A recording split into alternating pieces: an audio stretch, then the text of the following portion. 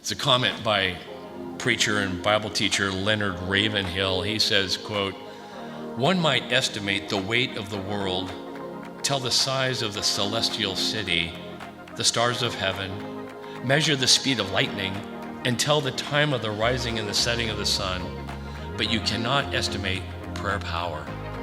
Prayer is as vast as God because he is behind it and has committed himself to answer it," end quote. So insightful.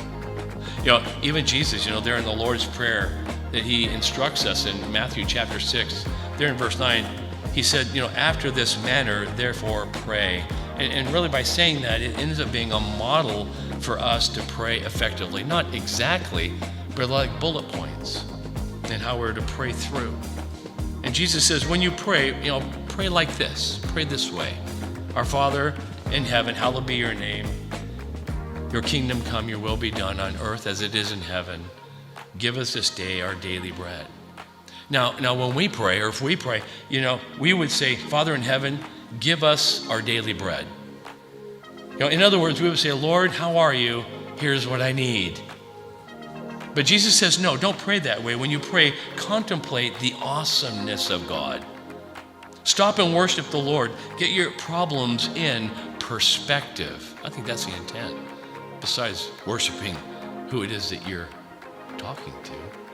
It's like the Christian band Unspoken, who wrote once in their song entitled You've Always Been.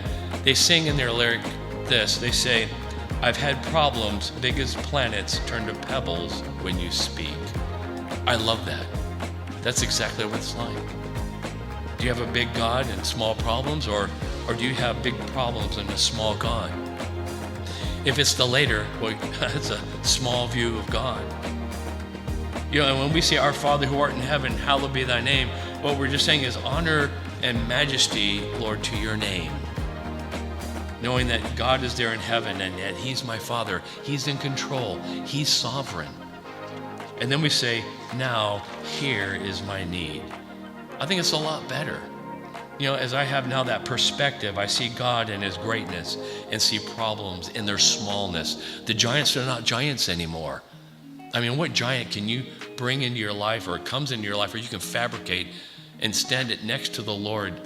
There's no way that it will ever overshadow God. There's a true story of a missionary who was teaching a Hindu woman the so-called Lord's Prayer that we were just going over. When he got to the end of the first clause, Our Father which art in heaven, she stopped him. She said, if God is our Father, that is enough.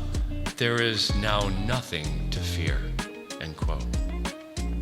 And to one whose life was haunted by the constant dread of countless evil spirits, that was a sweet message for her to hear. Giant slayers believe in the Lord for their courage and their strength. While the Isles of Israel were on the giant, did you notice David's eyes were on the Lord? And when our focus is on him and we see his size, our giants just don't look so big anymore.